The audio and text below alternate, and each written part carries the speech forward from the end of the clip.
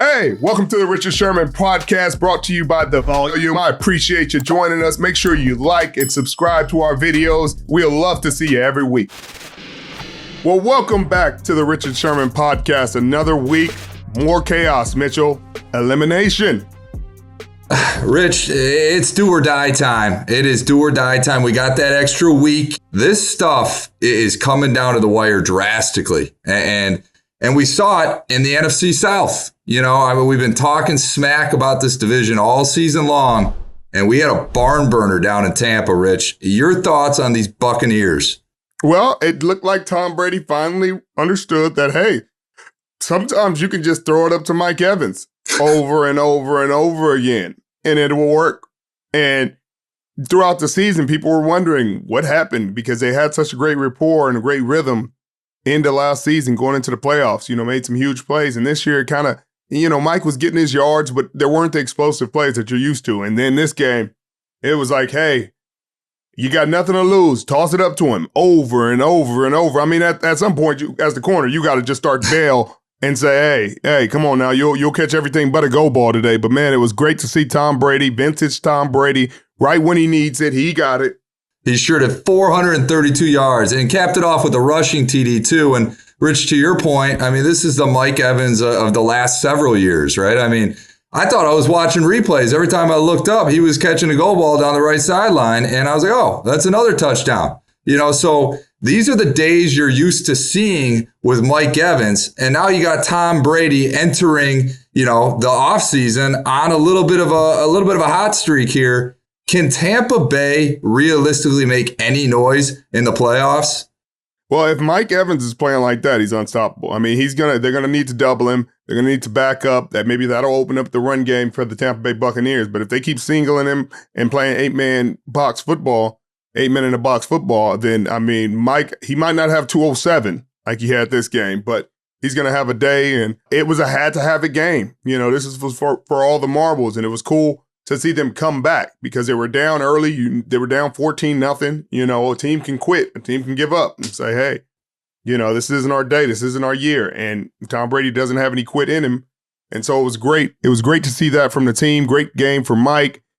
But look at your Detroit Lions, Mitchell. Oh, talk about another have to have it game. I mean, going into this game, the letdown game last week, it was bound to happen. The team was hot. They stumbled in Carolina, and now they got to win out and get some love from Seattle in the loss column. That didn't happen today. But in Detroit, they're at home. They look like a great team. I mean, their offense is clicking on all cylinders. Jared Goff looks like Matt Stafford out there. I mean, my goodness, Rich, if this team could only play at home every game of the season, they might be a serious contender, but unfortunately they can't. I mean, the Bears got off rolling quick. Justin Fields, 100 yards running in the first quarter. But the Lions calmed things down. Their offense coordinator, Ben Johnson, does a hell of a job.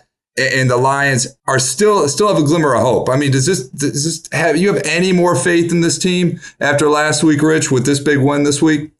Mitchell. Let's just appreciate. Come on, you gotta give me something here, man. Come on, Mitchell. You got something. You got the win against Chicago's Bears teams that is gonna pick 2 in the draft.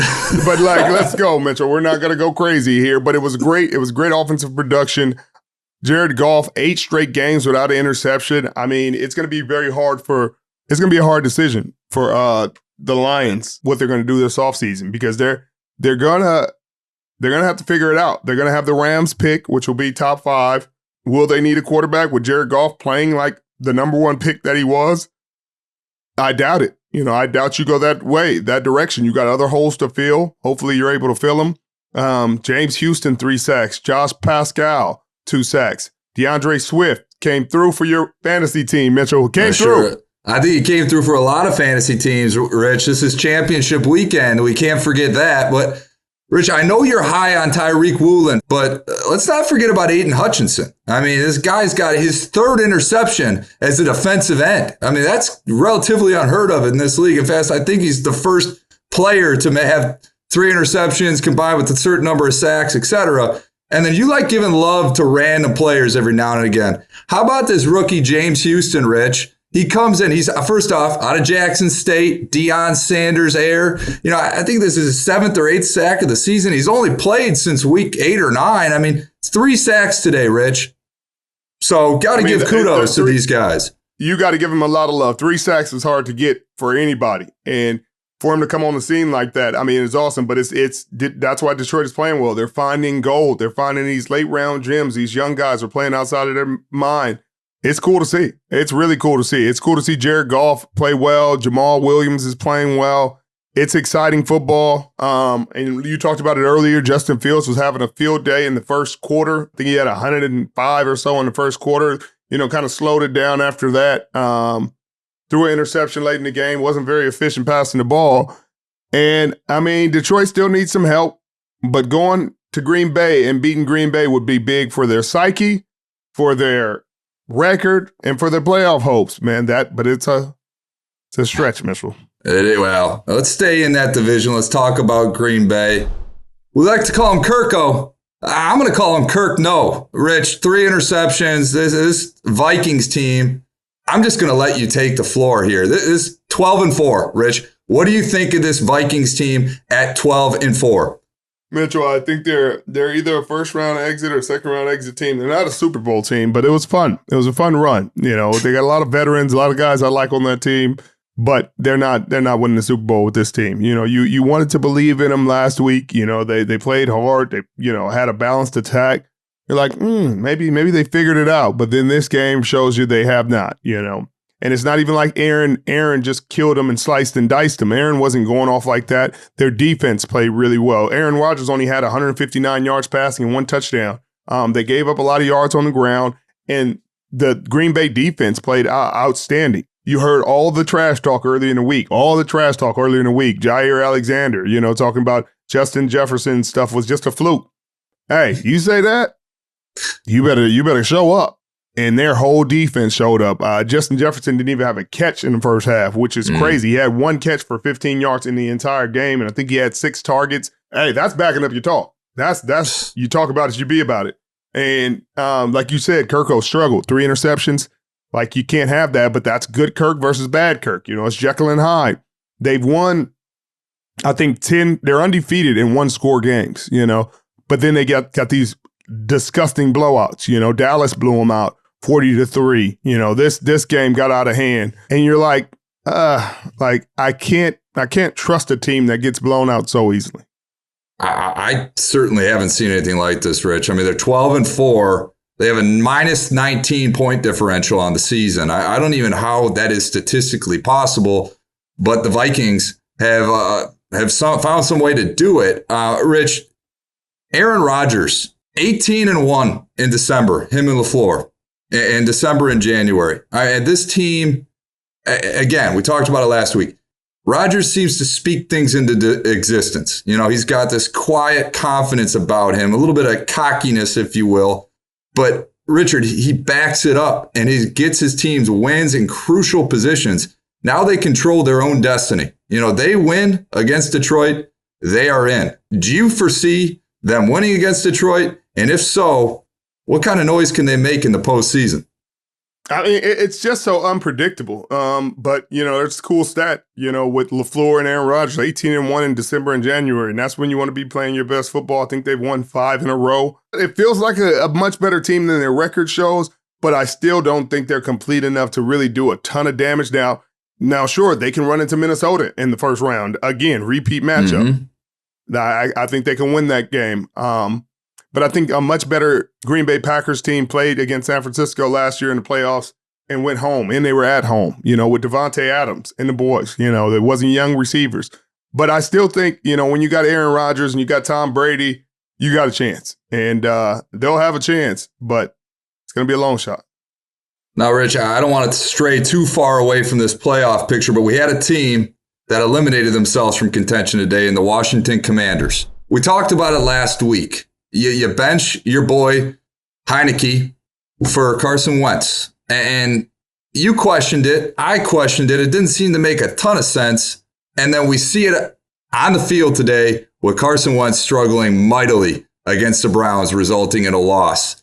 Your thoughts on that coaching decision? I don't want to play Monday morning quarterback here, but I think we have to. Your thoughts on Carson Wentz going forward? I mean, the same way I felt about Carson Wentz before. I don't think he's a great quarterback, but people keep thinking they can save him. People keep thinking they got the answers. Not that Taylor Heineke is perfect. He's not Tom Brady by any stretch of the imagination, but the guys play for him, they fight for him, but they hadn't been winning. So I think Ron Rivera is just trying to get a spark. The thing that is more stunning and surprising is that it didn't seem like Ron Rivera knew that they were eliminated from the playoffs, which is, that's a whole story for a different day. But it was great for the Browns defense. They got turnovers. Myles Garrett played a really good game. Nick Chubb, Deshaun Watson played his best game to date. Still not great completion percentage, but 3 touchdowns, 169 yards. Amari Cooper, one of his best games of the season. So as a Browns fan, I'm sure you can get excited about it. You can get excited about how this team is playing. You're not going to the playoffs this year. You're doing all right. Like, it's okay. Well, Rich, let's talk about a team that might be going to the playoffs. Your hometown, Seattle Seahawks. They get it done against Mike White, your homeboy. I know you love you some Mike White, but the Seahawks just came out the gates, dominated. Gave it to our boy K9, runs right down the field, 60-yard gasher right on the first possession, and the Seahawks never looked back.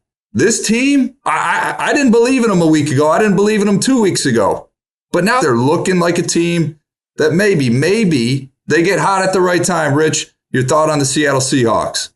The thing that's really exciting for that team, Mike White struggled mightily, looked uncomfortable the entire game, just didn't look like the quarterback he had looked like against Buffalo in the games he started against Chicago. But that's the league. Every week, it's a week-by-week league. And if the great ones show up week after week after week after week after week. And it was unfortunate that Mike didn't play well. 2 interceptions, and 2 interceptions that just one was really behind. Garrett Wilson was open. He threw it way behind him. Great play by Mike Jackson. Then Quandre Diggs made a heck of a play, cutting off one of the routes. But those are mistakes you can't make. But on the flip side, Geno played a really solid game as always. Pro Bowl season, he did exactly what they needed to do. They revived the running game with Kenneth Walker III, 133 yards on 23 carries. And DJ Dallas also did some damage in the pass game, had a career high in total yards. That was huge. Darrell Taylor, 2.5 sacks. His best game as a pro, was all over the place. Huge sack at the end of the game to pretty much nip it in the bud.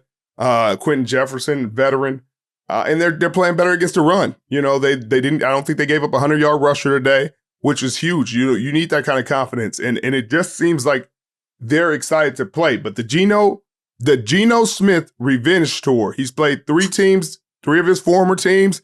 He's 3-0. It's a good year for you, baby. He's done. He is certainly, I know you were higher on him than most were, but he's certainly revitalized his career.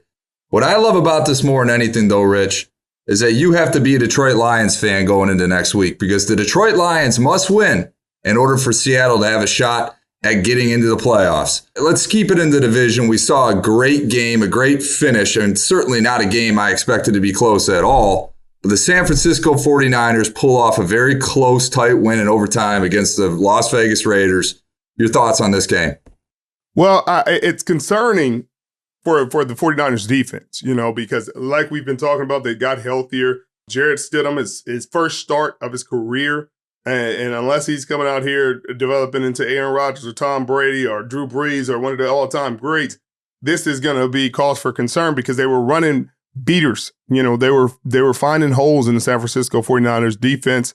They were still solid against the run. But, every team doesn't have a Devontae Adams. He had 7 for 153. Majority of it came against Diamador Lenore, who just, when you're young and you're dealing with the best receiver in football, you're going to struggle. You're going to learn throughout the game why he's the best receiver in football. He just set a franchise record for receptions, but the 49ers are on a 9-game win streak. The offense put up 37 points with Brock Purdy, had to have it drive at the end of the football game. Ice in his veins, drove it all the way down the field. Unfortunately, Robbie Gould, which is the conversation, you can't miss that one, regulation. Thank goodness. Tayshaun Gibson gives him another opportunity, on a pass that was forced to be errant because of Nicholas. John Bosa, huge play in overtime right when the team needed, just freaking destroys the tackle into the quarterback, can't step into the throw, lobs up a gimme for Tayshaun Gibson. He returns it to the 7. The rest is history. Kick the field goal. Let's go home. And CMC. I mean, they've lost one game since CMC has been traded for, and that was against the Kansas City Chiefs he was a couple days in, so some people count it, some people don't. But since then, they have not lost a game, and he's been really efficient. Brandon Ayuk plays his best game, 9 receptions for 101 and a tug. And guess what, Mitchell? Next week, Tyshawn comes back. Deebo Samuel is back in the fold next week. And everybody's like, oh, my God, you forgot about Deebo. You're going to hear the music. You know what I mean? Kind of like Joel's. But they're going to show up, and it's going to be interessante. I like the 49ers, Rich. I think they needed a game like this. It's a gut check. Everyone's been pumping up their tires, talking about how great this defense is. I mean, we've certainly been doing it for weeks on this podcast. They deserved every bit of it, but maybe this was a perfect mismatch for them. You got a perfect complement of Josh Jacobs and Devontae Adams, who, by the way, Devontae Adams set a franchise record, toppled Tim Brown in his first season there. So kudos to him. And in this game, I think a huge story here as well, the 49ers are now the 2nd seed. They're going to be playing at home more, and they're not going to have to deal with going to Minnesota. This is a big, big win for them on the road against a team, obviously, in the Raiders that wanted to win. And it's even bigger because the Philadelphia Eagles are struggling right now. And it's not just offensively, it's defensively. They're finding holes in this defense. But offensively, they're struggling. They scored 10 points against the Saints today. The Saints were fighting for that last playoff spot in the NFC South, but you cannot lose that game. They had just played a really great game, scored 34 against the Dallas Cowboys. It almost makes that game seem worse because the Dallas Cowboys gave up 34 to this offense that the Saints only gave up 10 to. And if they lose this last one, they play the Giants, I think, at the end of the season. They lose this last one, the 49ers are now the 1 seed, and the Philadelphia Eagles drop all the way down to the wild card 5th seed. Oh, my goodness.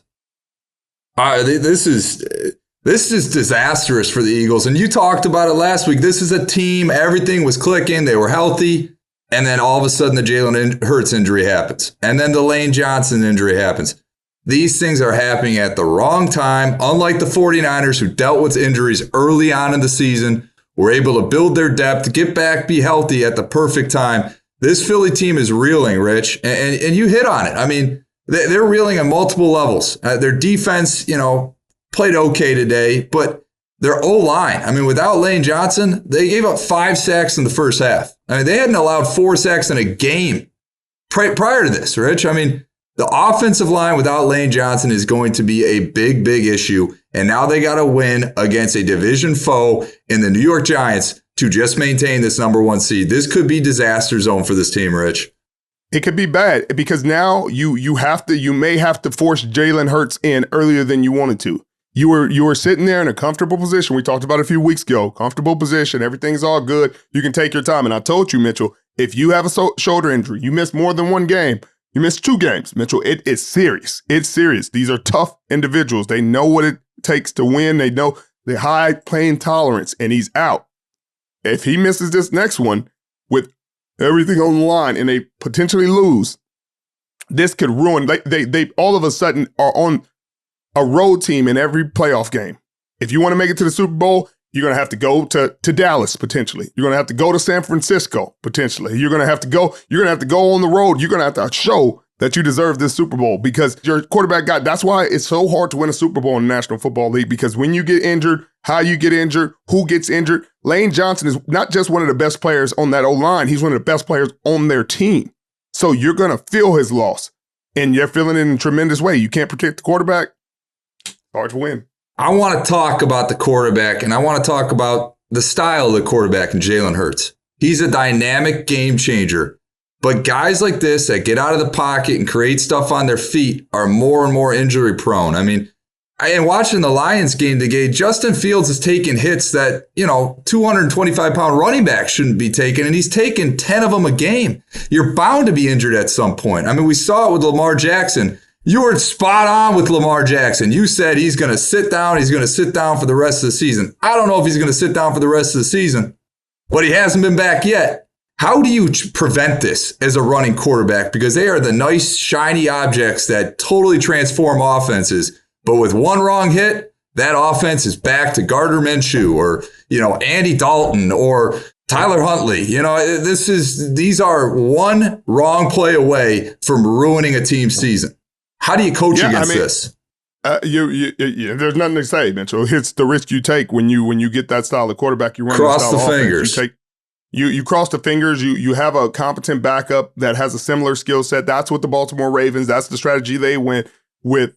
It's weird that the Philadelphia Eagles didn't go with that strategy to go with a similar body type. So somebody that can come in and be able to do at least some of the things he could do. Maybe not everything, but he can get some of the things done. He has some mobility. But it's nothing to plan for. The San Francisco 49ers had a running quarterback. He got hurt. And they had as pocket of a quarterback as you can be pocket, and he got hurt. So quarterbacks get hurt in the National Football League. You got to have a good O-line. You got to block for him, and freaky things happen. But the key is having capable backups that can get it done. That is the sign of any successful team. You're going to have guys played that weren't expected to be starters. And if you want to win in this football league, they better produce at a level comparable to the guys they're replacing. Well, we saw it in Miami. Tua is out again with another concussion. This is becoming a huge storyline in his career. And I don't want to speculate on what's going on, but certainly that number of concussions and big time hits in a season take their toll. But Teddy Bridgewater came in, inevitably got knocked out, and they're left with Skylar Thompson. Now Miami is on the outside looking in. And the New England Patriots, who we just flat out wrote off a few weeks back, are now a win away from getting into this playoffs. Do you like either one of these teams here, or is it done with the Dolphins and Patriots? We're in playoff season, Mitchell, and they're prey right now. They're just part of the cycle of life at this point. You're not expecting either of those teams to go compete for a Super Bowl. They will be, maybe they have a win in the first round and, they upset somebody, ruin somebody's season, but we're talking about from the AFC side. We're talking about the Buffalo Bills. We're talking about the Kansas City Chiefs and the Cincinnati Bengals. Those are the teams that you're expecting to do damage. And then you got the Baltimore Ravens. We talk about Lamar Jackson, what he does. If he's not back, you don't really feel that they're a threat to dethrone anybody. Their defense is playing okay down the stretch, but they need points. And without Lamar Jackson, Tyler Huntley is doing his best impression, but Lamar Jackson was an MVP candidate for a reason. He's not having his best season, but he creates an element that few people can. So, I still think, the NFC is San Francisco, Philly, Dallas is there. Green Bay is probably right after them. And if Tom plays like he does, then, anything can happen with those boys.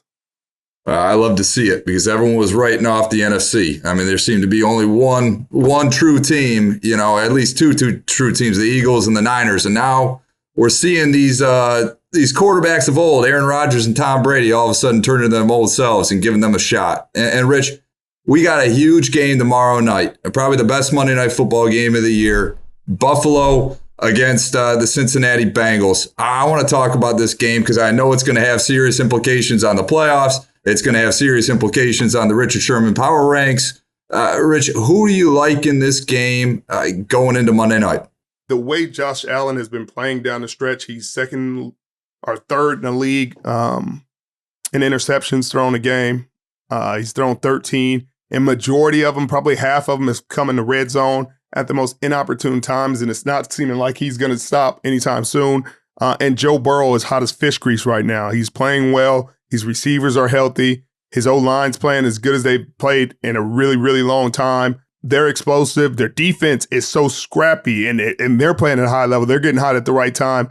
That's why nobody wants Cincinnati to come to their stadium in the playoffs. Nobody wants to see that those Bengal stripes come into their stadium because it's going to be, you're likely going to go home. And he's proven it against Mahomes. I know Kansas City don't want to see him again. They've lost to him 3 times in this calendar year. And I don't think they want to see him again.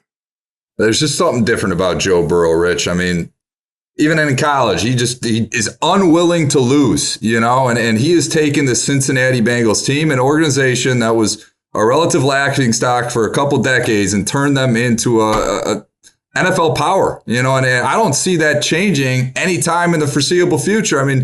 This might be Joe Burrow's league if he's able to bring home a Super Bowl trophy. It's just going to be a heck of a game, certainly going into next week. This NFL season is getting wilder and wilder by the week. I'll let you sign us off as we conclude Week 16. Well, another weird thing that's going to happen is the Bengals don't pay anybody past guaranteed money past 1 year into your contract. So Mike Brown is either going to have to trade Joe Burrow or figure something else out where he maximizes this contract, because he's likely going to be making $55 to $60 million, and a lot of it is going to need to be guaranteed. But that's against everything the Cincinnati Bengals have done in the past. Jamar Chase is also coming up. So it's good problems to have, but it's going to be very interesting to see how that shakes out going forward. But thank you again for joining us on the Richard Sherman podcast. It's me, my guy Mitch Eisenstein, and we'll see you next week.